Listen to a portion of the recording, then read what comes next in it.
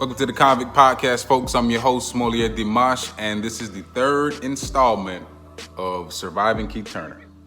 I'm getting word from recent releasees from Lowell CI who are saying that there is no audio surveillance in the confinement units there. And that explains why Keith Turner has been allowed to pull off these miraculous cell extractions and these organized chemical agent use of forces. I'm getting conflicting statements about that because some people are saying that there is, but way more people are saying that there's no audio surveillance. So that's definitely going to be investigated. We're gonna go through his victims again, and again, this isn't it. While I was going through his disciplinary record, I found an inmate. She wasn't the victim of sexual abuse or anything like that, but what Keith Turner did to her highlights a point that cannot go unattended. We're gonna talk about Shannon Copeland, and she appears to be a writ writer. Now, let me explain something to the people who have relatives in prison who are fighting cases pro se.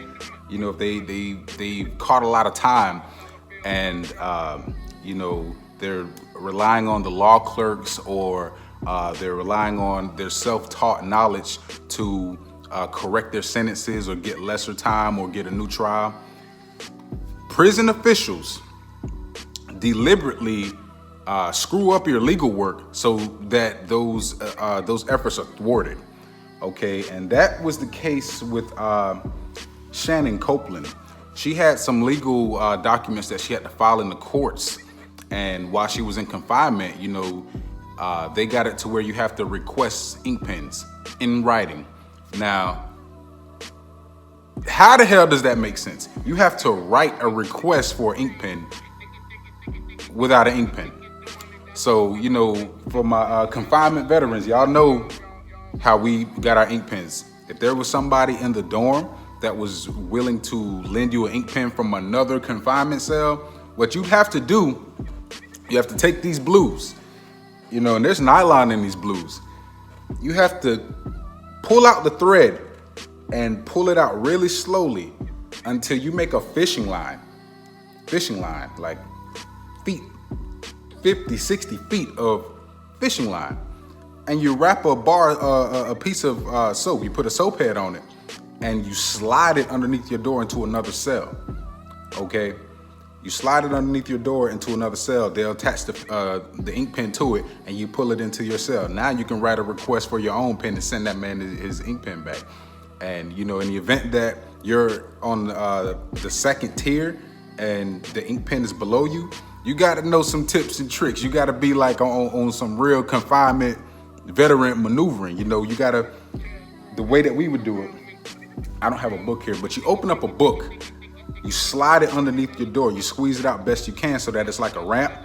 You get to the back of your cell, you slide your soap head out so that it hits the book like a ramp, goes over the rail, pull it back just in time so that as the soap is falling, it slides right underneath that door. It's like playing prison golf. You got to be good at that. So in order for her to even write out her legal documents, she had to know some tips and tricks. For real. And the courts don't understand this to where, when you file documents past a deadline, it's not your fault. The prison is deliberately not giving you ink pens. So somehow she gets an ink pen and she's able to write this stuff up. Turner is obviously surprised that she managed to get an ink pen and write a grievance. So guess what he does? He puts her on strip.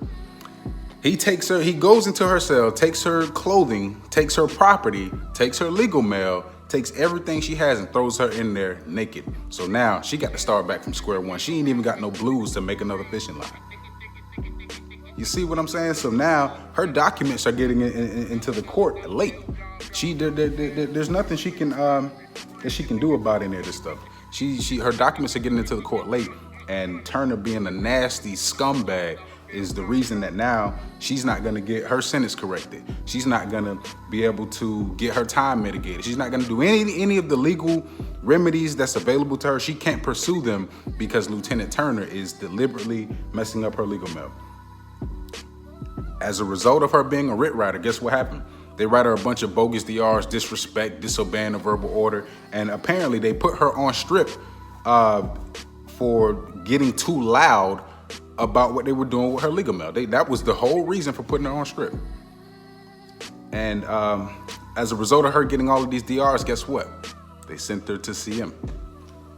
Now, CM for the women's prisons, I don't know too much about them. I don't know which facility they use, but she was put on CM because she didn't like the way that they were screwing up her court documents. Now, not only is her sentence going to be whatever she got, and she can't pursue her legal remedies because she's time barred, now she's on CM. Thanks to Keith Turner.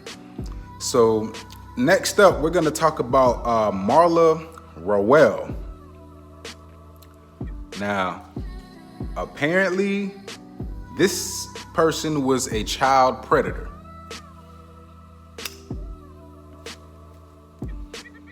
It's ironic we're talking about a child predator because, as we all know, that's what Keith Turner's being accused of now. And he's going to understand really quickly when he gets to prison how child predators are accepted in there. I was working on a story before this whole thing popped off about a child predator who got murdered in the dorm when I was at Liberty. And because he was bragging about his short sentence, and he's talking to, real killers in there who got way more time than him for far less serious events. They killed him for talking about, I think he had like 2 weeks before he went home. They killed him in there. And, child molesters get no mercy. It will be, I could go on all day about the treatment of child molesters in there, and whether it's right or wrong, that's up to you as an individual. If you believe that the court system sentenced them and that, whatever they got at court is, what they should be entitled to serve, fine. But in general, that's not really how people accept it, not in prison, because you got a lot of dads in there. You got a lot of brothers in there. You know what I mean? You got a lot of people who, they will kill you for touching children. And apparently, it's the same at the women's prison.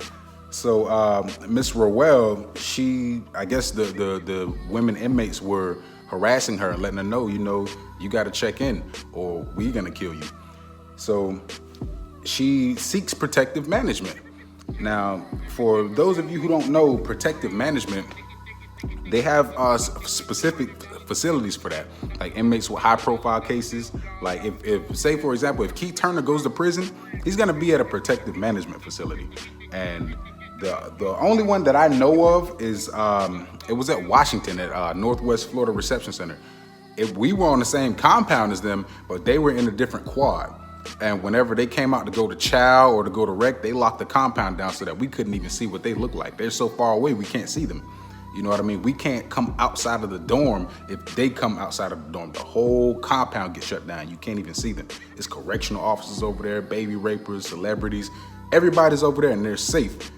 So if you're hoping that Keith Turner goes to jail and gets the stick in him, it's 9 times out of 10, it ain't gonna happen. And he ain't man enough to say, I'm gonna stand up with the convicts. Not being no correctional officer, he's not gonna do it. And not being a child predator, that would be a death wish. That would be a suicide mission if he decided to go and be with the real convicts.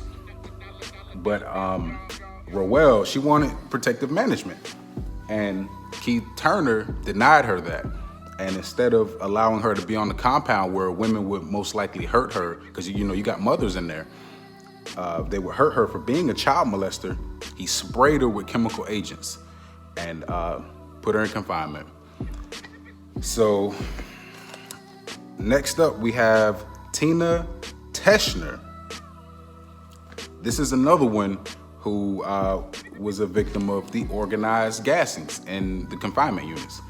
So they gassed this woman, right? And this this taught me something. I looked at the report on her, the incident report regarding Miss Teschner. The only report is the fact that she complained about being placed back in a cell that wasn't cleaned, right? So I'm like, hold up. If they composed an entire incident report just because of her complaint of going back in the cell, but they don't have a report on the actual use of force, guess what that means? This isn't even his whole personnel file. Think about that. This isn't even the whole file. This is everything that raised red flags. So that means he raped more women. That means he beat up more women. He body slammed more women. He gassed more women. He did a whole bunch of shit we not gonna know about, because this is only the stuff that raised red flags. As long as this is, remember in the last episode, I was talking about how the incidents that got reported, it was the braver women. It's bigger than that. These are the cases that raised red flags. Like, for example, it raises a red flag if an inmate, after being gassed, is supposed to be put in a decontaminated cell. The only reason we found out that she was even gassed is because she raised the issue of the cell not being clean. This report was about the cell not being clean, not about her being gassed. So the report with her about her actually being gassed is non-existent. It's not in the stuff that was released. Let me put it like that. So his use of force file is probably 10 times longer than this, you know? So, I mean, this is amazing. This is amazing. Like, he has all of these complaints. This is not his use of force file. This isn't it. This is just everything that rose to the level of a complaint. And it's only the complaints that the inmates had the inmates that were brave enough to say something. This is a result of that. This isn't even the whole thing.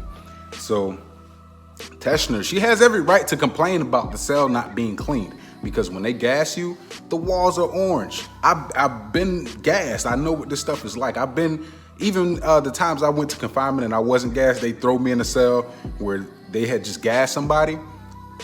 And if you wipe your fingers across the walls, or like say, you know, it's hot in the cell, you take your shirt off and you lean up against the wall and you lean up against that red crap, the chemical agents, you're on fire. You may as well have been gassed yourself. You may as well have been gassed yourself. You're gonna smell it. It's gonna smell like hot peppers.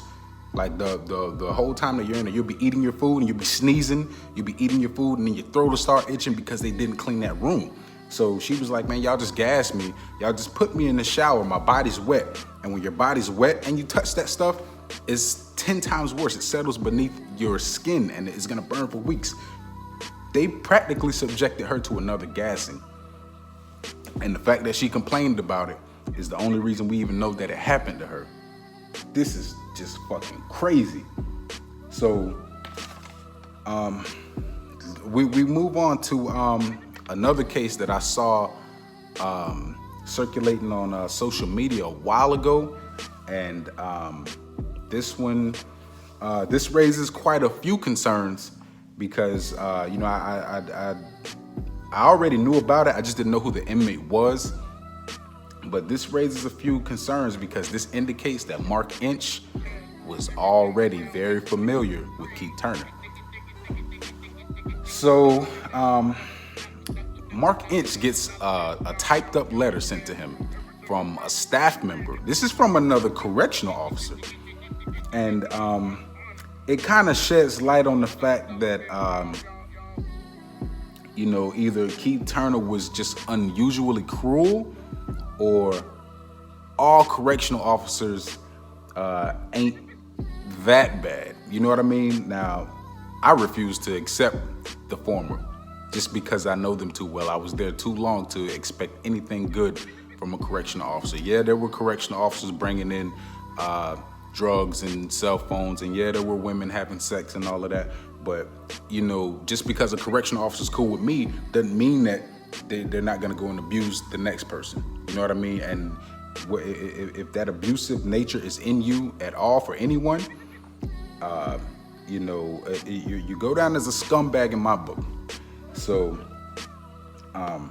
Mark Inch, he gets a letter from a staff member, and they're telling him that Keith Turner took inmate Wintress Hollinger and made her sit in the sun, 93 degrees, for 3 hours.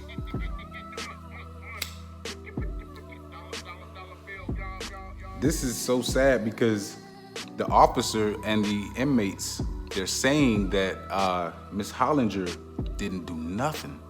She didn't disrespect them. She didn't even, sometimes, you can look at some of the things correctional officers do to inmates, and sometimes you can say, well, he brought that on himself. He shouldn't have been mouthing off. He know those guards are nasty. He should have tucked his shirt in. He should have not mouthed off. He should have, shoulda, coulda, woulda. This is a case where she didn't even do that. She didn't even get out of line. Even if you expect inmates to be, unusually respectful and sir, yes, sir, and all of that bull crap.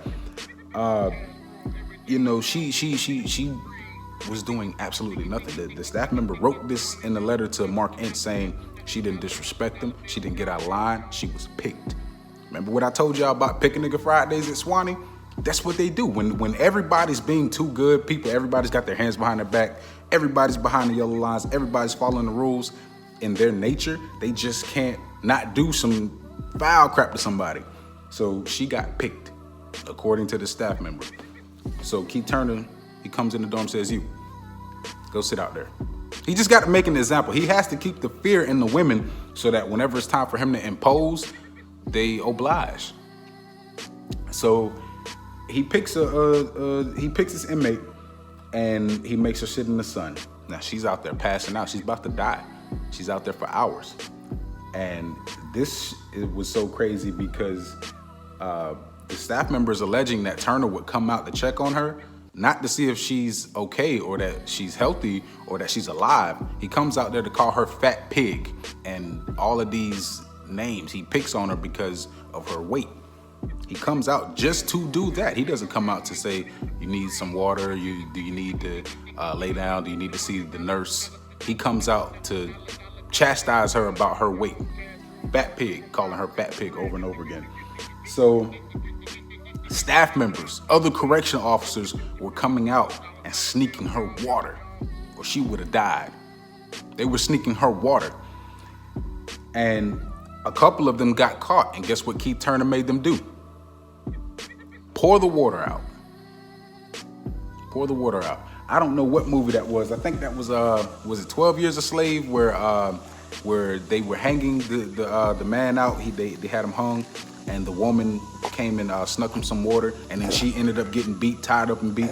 This is some slave shit. This is like some Master of the Plantation type shit like that. I'm telling you guys, like in prison, these correctional officers have too much authority.